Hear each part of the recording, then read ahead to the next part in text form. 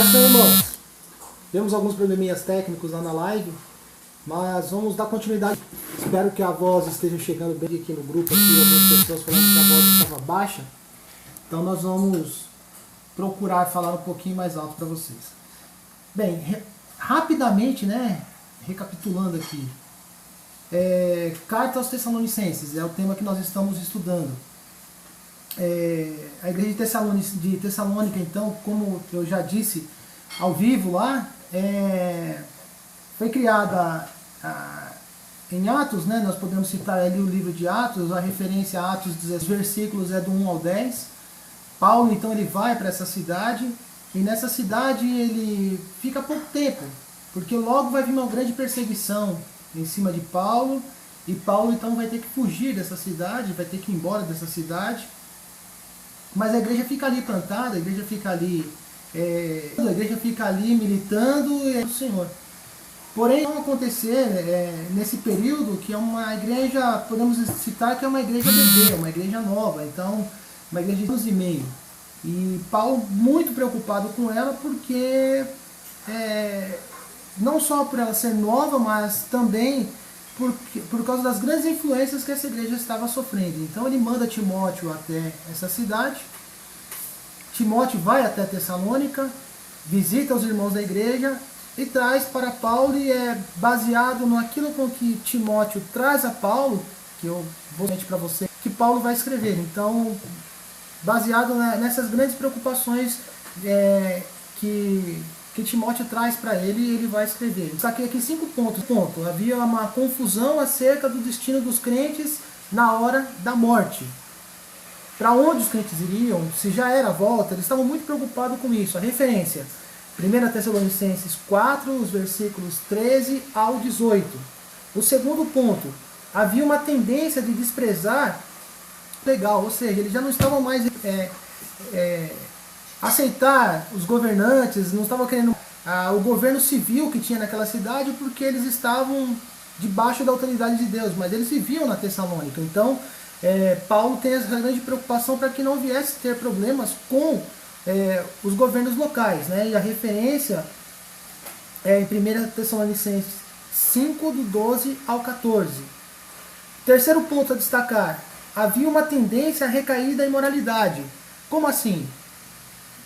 Tessalônica era uma cidade cosmopolita, ou seja, assim como São Paulo, que recebe muitas pessoas, né? Então pessoas não só de outros estados, de outros municípios, mas também de outros países. E era muito propício, estava muito perto, muito propensa a ter uma recaída da imoralidade, né? Sabemos que, assim como em Éfeso, cultos que era dedicado à imoralidade sexual era muito pronto ali, principalmente nessas regiões portuárias. E Tessalônica era uma região portuária também, né? Então a referência que eu estou trazendo aqui é 1 Tessalonicenses 4, os versículos 3 ao 8. Né? O quarto ponto que eu quero destacar aqui é que um grupo começou a resistir ao apostolado de Paulo. Já começaram a questionar se realmente Paulo ele era um apóstolo ou se era válida o apostolado de Paulo. A referência é 1 Tessalonicenses 2, os versículos 5 ao 9. E o quinto ponto a destacar é que havia sinais de divisão na igreja, como em outras cartas também que nós já estudamos, essa igreja também vai passar por esse problema. Tá? São 4, versículo 9, e os capítulos 5 e o versículo 13 de 1 Tessalonicenses. Tá? Então, era a questão, então Paulo ele fica muito preocupado com o que está acontecendo, esse é o pano de fundo dessa carta, voltasse atrás e para que a igreja não deixasse de existir. Então Paulo ele começa essa carta saudando, né, uma saudação com aqueles que estavam com ele quando ele estava escrevendo a carta, né? Então quando você pega lá o versículo 1 ali, você vai ver que estavam com Paulo provavelmente na cidade de Corinto, quando ele escreve essa carta, estavam junto com ele Paulo, Silvano e Timóteo. E ele vai escrever essa carta, né? E ele começa com uma saudação muito peculiar, né? Quando ele fala assim, quando ele cita ali Deus Pai dessa carta. Essa carta também junto é uma das primeiras cartas que nós podemos registrar E há alguns estudos, alguns estudiosos que defendem que essa carta ela é mais antiga do que os evangelhos. Dizendo assim do evangelho de Marcos, que nós entendemos que é o primeiro evangelho escrito. A carta Tessalônica ela é do ano de 51 depois de Cristo, então uma dos primeiros escritos no Novo Testamento. Mas para fazer um resumo, até para que não fique cansativo a oportunidade nos próximos dias, né, nas próximas aulas, eu vou fazer um resumo bem rápido aqui da ideia. Então, os Tessalonicenses eles estavam com uma grande preocupação ali, então, porque a perseguição começou a chegar para eles e eles não estavam preparados, eles ainda não ouviram, não tinha pego todos os ensinos. Quando começa a perseguição, quando se levanta e eles começam a ser mortos, e muitos parentes deles começam mortos, a influência de outras religiões vai querer dizer para eles que o fim do mundo estava próximo, e que eles estavam muito perto, ou quem sabe até vivendo da autoridade do anticristo, né? Então eles começam ali com essa preocupação e começam a deixar de lado outros afazeres. E aí é que vai surgir, então, quando eu cito para vocês aqui, desprezar ali as autoridades locais. Por quê? Porque eles imaginam que a qualquer momento Cristo é como todo aquilo que a gente já conhece. Então Paulo ele vem trazer essa preocupação e dizer para eles que não. Então a carta a realidade, Cristo pode voltar a qualquer momento? Sim. Temos que estar preparados? Sim. A igreja primitiva, ela cultuava dessa maneira? Sim. Mas eles não deixavam de fazer os seus afazeres. Eles não deixavam de plantar, eles não deixavam de trabalhar, eles não deixavam de casar. Enfim, eles viviam a sua vida naturalmente para Deus, uma vida de santidade. E o que é uma vida de santidade? Onde que a palavra santidade já fala isso. E a todo dia, né, essa santificação, ela tem que ser constante nas nossas vidas. Ou seja, todos os dias nós temos que ter essa preocupação em nos santificar. Todos os dias nós temos que estar preparados para a volta de Cristo. Então Paulo deixa essa narrativa para eles aqui nessa carta, e dizendo para eles assim, vamos embora, vamos trabalhar, vamos continuar, vamos levar o ID, vamos nos preocupar com os pobres, vamos nos preocupar em levar a palavra do Senhor, não é o fim. E aí nós vamos ver alguns escritos, né, quando ele vai dizer assim, que tribulação não é para a igreja não é um acerto de contas de Deus com a igreja, a grande tribulação de Deus com o povo judeu. Então ele vai defender nessa primeira carta, que vai se estender até a segunda carta também, essa defesa, dentro da ativa para quê?